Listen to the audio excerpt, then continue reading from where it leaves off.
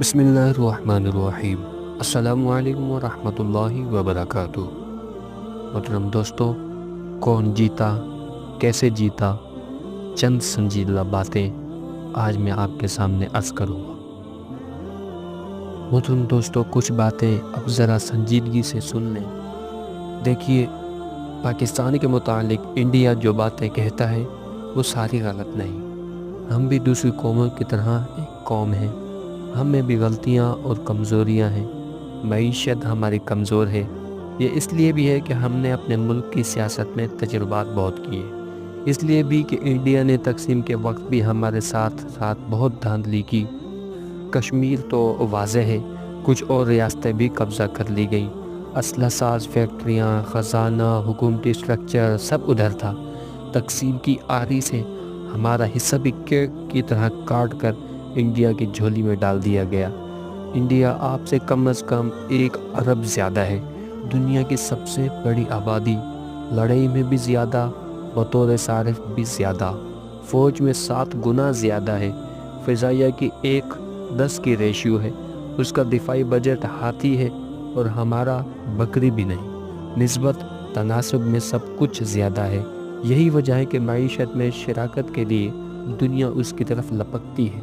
مغرب ہی نہیں، مسلم دنیا بھی اس کی دفاعی اور اسٹریٹجک پارٹنر اسرائیل، یورپ اور امریکہ ہیں۔ روس تو روز اول سے اس کے ساتھ ہی ہے۔ سچی بات یہ ہے محترم دوستو، پاکستان اس سارے سنیریوں میں ایک نقطہ معلوم ہوتا ہے۔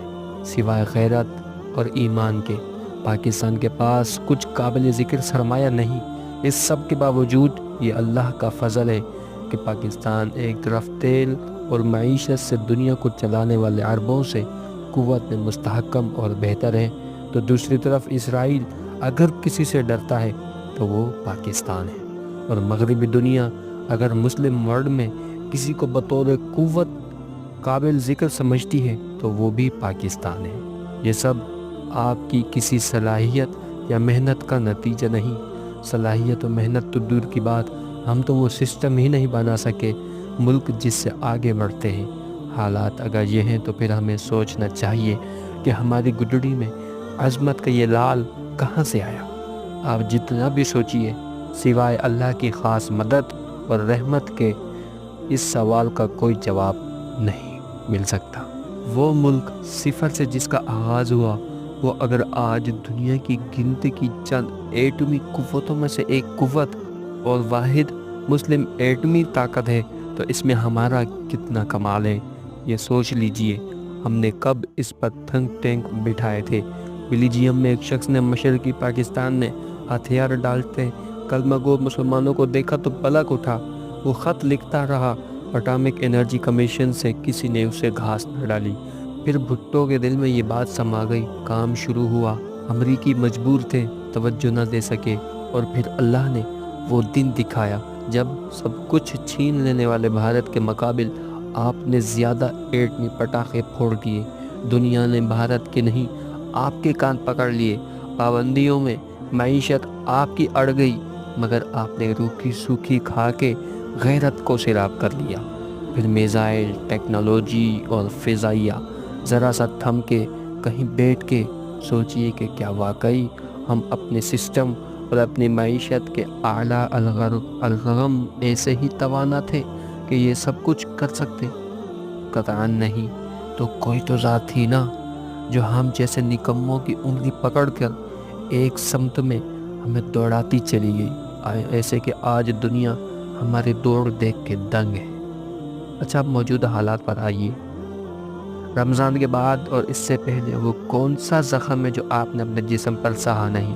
جعفر ایکسپریس سے پہلے کتنے علماء کے اور پھر افواج کے اور فورسز کے جنازے ہم نے اٹھائے۔ افغانستان نے ہماری سرحد کو آتشی کر دیا۔ ملک میں ہماری سیاسی تقسیم ایسی تھی کہ نادان لوگ انڈین آرمی کے گن گا رہے تھے۔ بھارت اکیلا بھی ہوتا تو اس کا پاکستان سے کیا مقابلہ تھا، مگر وہ اکیلا کب تھا؟ اس کے پاس اسرائیلی، روسی ٹیکنالوجی اور آئی ٹی تھی، مغربی اسلحہ اور امریکی عشیرباد بھی تھی۔ پاکستان کو سب پتہ تھا، سو وہ چاہتا تھا جنگ نہ چھڑے، اس لیے بھی کہ ہمیں معیشت کے لالے پڑے تھے، لوگ ہمارے تقسیم ہوئے پڑے تھے، مگر جنگ ہم پر مسلط کر دی گئی۔ کیا آپ کو اس صبح سے پہلے کی کیفیت یاد نہیں جب آپریشن بنیاد مرصوص ابھی لانچ نہیں ہوا تھا؟ مادہ شرم کے کیا تم دنیا کا سامنا کرنے کی جرت اپنے میں پاتے تھے؟ لیکن پھر کیا ہوا؟ اس ضعیف اور اکیلے کر دیے گئے ملک پر اللہ کی مدد اترنا شروع ہوئی۔ پہلی مدد تمہاری بے خوفی تھی، جنگ کے ہنگام میں بھی تمہاری امن کی حالت تھی۔ کیا یہ اللہ کی مدد نہ تھی کہ احزاب کے مقابل، یہ دنیا کے مقابل تمہیں وہ امن اور مزاح عطا ہوا کہ انڈیا کو تمہارے چینل اپنے ملک میں بین کرنے پڑے؟ تم سمجھتے ہو کہ یہ محض شغل تھا؟ میں سمجھتا ہوں یہ اللہ کی مدد تھی۔ دنیا میں بالی ووڈ کا تہلکہ رکھنے والا ملک اگر آپ کے سوشل میڈیا سے تھرا اٹھا تھا اور گھبرا کے اپنے کان اور دروازے آپ کی آواز کے لیے بند کر رہا تھا تو یہ اللہ کی مدد تھی۔ پہلی مدد سکینت اترنے کی کیفیت والی مدد، وہی جو بدر میں بھی اتری تھی۔